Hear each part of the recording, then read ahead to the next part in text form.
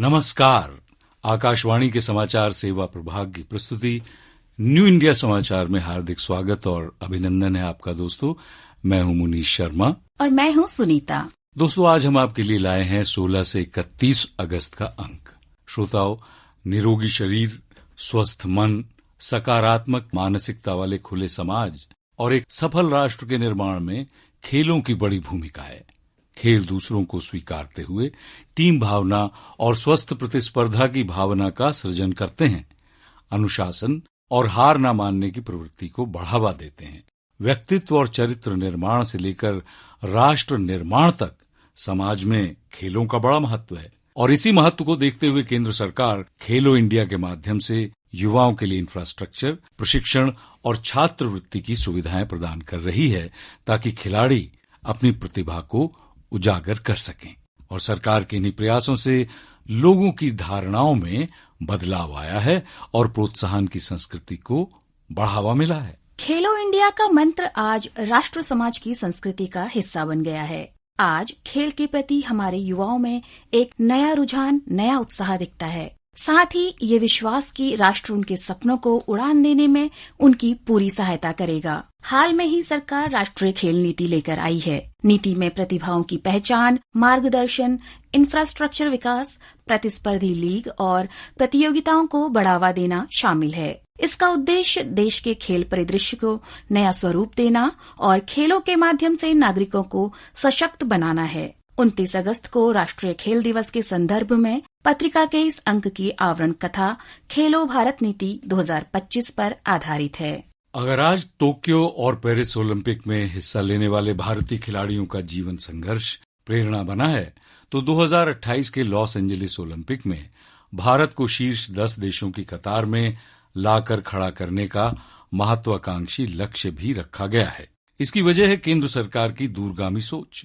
जब केंद्र में नरेंद्र मोदी ने प्रधानमंत्री के रूप में कमान संभाली, तो गुजरात में मुख्यमंत्री के तौर पर अपने अनुभव को आगे बढ़ाते हुए भारत में खेलों के बुनियादी ढांचे, खेल सुविधाओं और ओलंपिक में प्रदर्शन को सुधारने के लिए कैसा माहौल दिया जाए, इसकी पहल की। अगस्त 2016 में प्रधानमंत्री ने मंत्रिपरिषद की बैठक में ऐलान किया कि 2020, 24 और 28 में होने वाले अगले 3 ओलंपिक खेलों में भारतीय खिलाड़ियों की प्रभावी भागीदारी के लिए एक विस्तृत कार्य योजना तैयार होगी, जिसके लिए एक टास्क फोर्स गठित होगी। इस टास्क फोर्स को खेलकूद के लिए सुविधा, प्रशिक्षण और चयन प्रक्रिया सहित संपूर्ण रणनीति तैयार करने का निर्देश दिया गया। ओलंपिक के लिए खेल का बजट जो पहले 15 से 20 करोड़ रुपए हुआ करता था, उसे बढ़ाकर 125 करोड़ रुपए के पार पहुंचाया गया है। खेल से समाज को कैसे जोड़ा जाए, इसके लिए प्रधानमंत्री मोदी ने उसी साल 28 अगस्त को अपने मन की बात कार्यक्रम में देश के लोगों से खेल के लिए माहौल तैयार करने वाले सुझाव देने की अपील की। इस अपील से पहले भी प्रधानमंत्री ने व्यक्तित्व के संपूर्ण विकास के लिए खेल को जीवन का अनिवार्य पहलू बताया। उनका कहना था कि भारत जैसा देश जहां 100 भाषाएं, 1700 से ज्यादा बोलियां हों, अलग अलग पहनावे, खान पान हो, वहां एक छोर से दूसरे छोर तक जिला स्तरीय टीम अगर खेलती रहे तो ये राष्ट्रीय एकता का सबसे बड़ा आधार बन सकता है। भविष्य में भी भारतीय युवा एथलीट को अंतर्राष्ट्रीय मंच मिले और भारत स्पोर्ट्स इकोसिस्टम का वैश्विक हब बने, इसके लिए भारत संकल्पित है। और इसी सोच के साथ वर्तमान केंद्र सरकार 2030 में यूथ ओलंपिक और 2036 में ओलंपिक गेम्स की मेजबानी की दावेदारी कर रही है। ओलंपिक कभी भारत में आयोजित हों, ये हर भारतीय का सपना रहा है। इतने विराट लक्ष्य के लिए भारत आगे बढ़ रहा है, जिसके पीछे बीते 11 वर्ष में खेल को नई संस्कृति बनाने की सफल कोशिश है। वहीं तीसरी आर्थिक महाशक्ति बनने में स्पोर्ट्स इकोनॉमी को बढ़ाने की भूमिका भी है। ओलंपिक केवल एक खेल का आयोजन भर नहीं होता। दुनिया के जिन देशों में भी ओलंपिक्स होते हैं, वहां अनेक सेक्टर्स को गति मिलती है और इसीलिए प्रधानमंत्री नरेंद्र मोदी कहते हैं, साथियों, जैसे हमारे खिलाड़ी हमेशा बड़े लक्ष्य लेकर चलते हैं, वैसे ही हमारा देश भी बड़े संकल्प लेकर आगे बढ़ रहा है।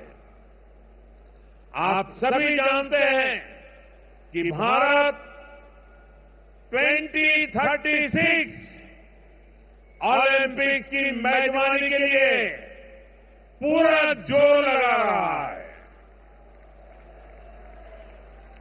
जब भारत में ओलंपिक होगा तो वो भारत के स्पोर्ट्स को एक नए आसमान पर ले जाएगा।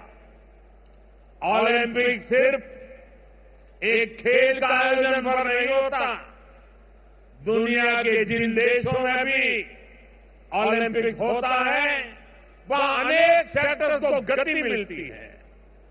ओलंपिक्स के लिए जो स्पोर्ट्स इंफ्रास्ट्रक्चर बनता है उससे भी रोजगार बनता है। भविष्य में खिलाड़ियों के लिए बेहतर सुविधाएं बनती हैं। जिस शहर में ओलंपिक्स होता है वहां नया कनेक्टिविटी इंफ्रास्ट्रक्चर बनता है। इससे कंस्ट्रक्शन से जुड़ी इंडस्ट्री को बल मिलता है, ट्रांसपोर्ट से जुड़ा सेक्टर आगे बढ़ता है और सबसे बड़ा फायदा तो देश के टूरिज्म को मिलता है। अनेकों नए होटल बनते हैं। दुनिया भर से लोग ओलंपिक्स में हिस्सा लेने और गेम्स देखने आते हैं। इसका पूरे देश को फायदा होता है। ओलंपिक के आयोजन के लिए भारत की आकांक्षा सिर्फ भावनाओं तक सीमित नहीं है, बल्कि इसके पीछे कुछ ठोस कारण हैं।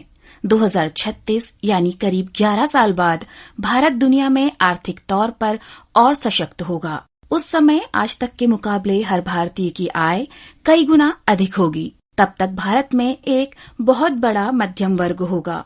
खेल से अंतरिक्ष तक भारत का तिरंगा और शान से लहरा रहा होगा। एक अनुमान है कि आने वाले कुछ सालों में ही भारत का खेल उद्योग लगभग 1 लाख करोड़ रुपए का हो जाएगा। इसका सीधा लाभ युवाओं को होगा। बीते वर्षों में खेल को लेकर जो जागरूकता देश में आई है, इससे खेल क्षेत्र से जुड़े व्यापार में तेजी से वृद्धि हो रही है। भारत खेल उपकरणों में आत्मनिर्भरता की दिशा में आगे बढ़ रहा है। आज 300 तरह के खेल उपकरण भारत में बन रहे हैं। अब देश के अलग अलग हिस्सों में खेल उपकरणों से जुड़े क्लस्टर बनाने की तैयारी भी है। आज सिर्फ खेल ही नहीं, हर सेक्टर में भारत का डंका बज रहा है। नया भारत पुराने रिकॉर्ड ध्वस्त करने, नया गढ़ने, नया रचने और नए कीर्तिमान बनाने चल पड़ा है, क्योंकि भारत को भरोसा है अपने युवाओं के सामर्थ्य पर, उनके जीतने की ललक पर, दृढ़ निश्चय और मानसिक शक्ति पर।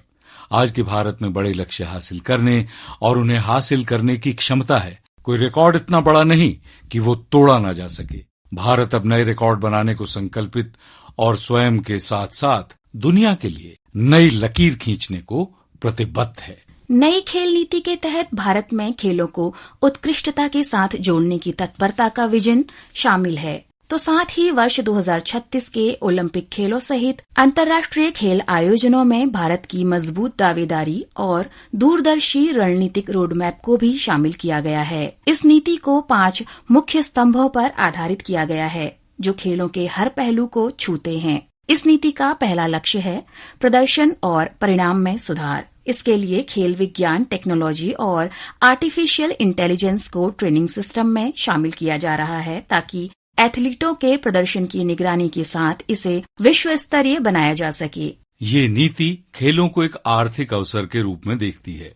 स्पोर्ट्स स्टार्टअप, प्रोफेशनल लीग और स्पोर्ट्स टूरिज्म को बढ़ावा देने के साथ ही अंतर्राष्ट्रीय आयोजनों को भारत की ओर आकर्षित करते हुए ये नीति खेलों को रोजगार सृजन और एंटरप्रेन्योरशिप से जोड़ती है। वहीं ये नीति शिक्षा नीति 2020 के साथ समन्वय में शिक्षा और खेल के बीच की खाई को कम करती है। खेलों को पाठ्यक्रम का हिस्सा बनाया जाएगा, शारीरिक शिक्षा को मजबूत करने और दोहरे करियर को और मजबूत समर्थन दिया जाएगा। प्रतिभाएं वहां भी होती हैं जहां सीधे सरकार की नजर नहीं पहुंच पाती थी। 2014 में केंद्र सरकार के एक नए विजन के साथ भारत में इस पर खास फोकस किया गया। 2016 में लागू की गई खेलो इंडिया के जरिए ग्रास रूट लेवल प्रतिभाओं की पहचान और ट्रेनिंग के साथ उन्हें ओलंपिक के मंच तक पहुंचाने की शुरुआत हुई। वहीं बेहतरीन खेल इंफ्रास्ट्रक्चर के निर्माण के साथ टारगेट ओलंपिक पोडियम स्कीम यानी टॉप्स ने भारत में खेलों के एक बेहतरीन ढांचे की बुनियाद रखी। खेलोगे कूदोगे बनोगे लाजवाब के आदर्श वाक्य के साथ शुरू की गई खेलो इंडिया ने इससे पहले शुरू की गई सभी योजनाओं में कमियों को दूर करने का काम किया। 2017 में इसे 12 कार्य क्षेत्रों में बांटकर एक नया रूप दिया गया। इसका उद्देश्य ग्रामीण और शहरी दोनों क्षेत्रों में जन भागीदारी और खेल उत्कृष्टता को बढ़ावा देना है। इस योजना को वर्ष 2021 में 3790.50 करोड़ रुपए के परिव्यय के साथ अगले 5 साल के लिए विस्तार दिया गया है। Zone wise talent search team बनाई गई ताकि जिला और ब्लॉक स्तर पर खेल प्रतिभाओं तक पहुंचा जा सके। टैलेंट सर्च पोर्टल की शुरुआत की गई। खिलाड़ी खुद इस पर अपने अचीवमेंट अपलोड कर सकते हैं। 9 से 18 वर्ष के बच्चों के लिए खेलो इंडिया उभरती प्रतिभा पहचान कार्यक्रम शुरू किया गया, जिसमें योग्यता आधारित प्रतिभा खोज के लिए 174 प्रतिभा मूल्यांकन केंद्रों का उपयोग किया जाता है। कीर्ति का लक्ष्य एथलीट्स की एक श्रृंखला तैयार करना है ताकि भारत को 2036 तक शीर्ष 10 खेल राष्ट्र और 2047 तक शीर्ष 5 में जगह मिल सके। फिटनेस को दैनिक जीवन का अभिन्न अंग बनाने के उद्देश्य से फिट इंडिया मूवमेंट की शुरुआत 29 अगस्त 2019 को प्रधानमंत्री नरेंद्र मोदी ने की। इस मूवमेंट का मिशन व्यवहार में बदलाव लाना और शारीरिक रूप से अधिक सक्रिय जीवन शैली की ओर बढ़ना है। बीता एक दशक भारत में खेल और खिलाड़ियों के लिए एक स्वर्णिम युग जैसा रहा है। विभिन्न पहल और योजनाओं से जहां सरकारी शहरी क्षेत्र से ग्रामीण अंचल तक प्रतिभा की पहचान पोषित कर रही है, तो एथलीट की पूरी यात्रा में हर स्तर पर उनका साथ दिया है। खेलों को बढ़ावा देने के एक व्यापक ढांचे के साथ खिलाड़ियों की सामाजिक आर्थिक सुरक्षा भी सुनिश्चित की गई है।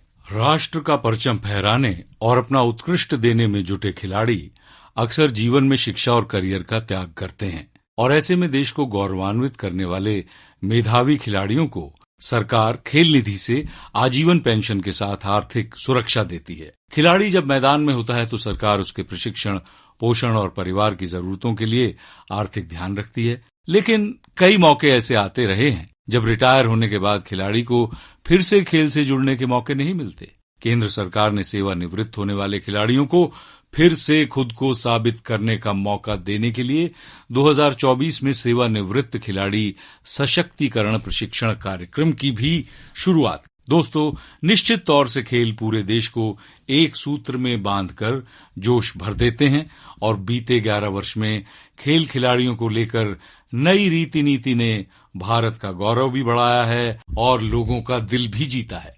ऐसे में देश का भी कर्तव्य बनता है कि खुले मन से हर खिलाड़ी का उत्साह बढ़ाएं। लेकिन ये भी नहीं भूलना होगा कि खेल के क्षेत्र में भारत को विश्व की महत्वपूर्ण शक्ति बनाने की पूरी संभावना युवाओं में है। इसके लिए खेल को न सिर्फ जीवन में महत्व देना होगा, बल्कि खेल को अपने समाज में एक संस्कार के रूप में स्थापित करना होगा, क्योंकि इस संस्कार के बिना समाज का विकास नहीं हो सकता। राष्ट्र के रूप में केंद्र सरकार नई राष्ट्रीय खेल नीति को मंजूरी देकर खेल को समाज और राष्ट्र का जीवन बनाने को प्रयासरत है। ऐसे में आमजन को भी इसे आंदोलन बनाना होगा ताकि खेल की संस्कृति समाज में रच बस सके और भारत खेल के क्षेत्र में वैश्विक महाशक्ति बनकर उभरे। श्रोताओं, आज की चर्चा को बस यहीं विराम देते हैं। इस पाक्षिक पत्रिका की हर प्रति हमारी वेबसाइट पर उपलब्ध है, जहां आप सभी समाचारों को विस्तार से पढ़ सकते हैं और डाउनलोड भी कर सकते हैं। पता है newindiasamaachar.pib.gov.in।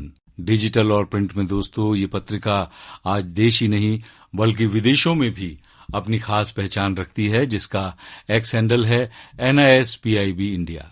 इसके अलावा आप हमें response-nis@pib.gov.in पर ईमेल के जरिए अपने सुझाव भेज सकते हैं।